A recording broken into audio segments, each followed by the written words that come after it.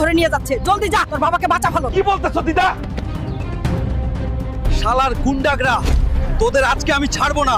আমার বাবাকে ধরে নিয়ে গেছিস, আজকে তোদের পাছা ভেঙে দেবো রে।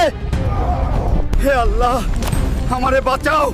আজকে এই বুড়াটাকে এখানেই মেরে ফেলবো। আমার হাল কাশলে তোদের একটা কেউ ছাড়বে না রে হারামজাদারা। ওই হারামজাদা গুন্ডার বাচ্চারা, তোদের এত সাহস আমার বাবাকে বাঁধে রেখেছিস, আজকের দ্বারা তোদের ভেঙে দেবো রে হারামজাদা।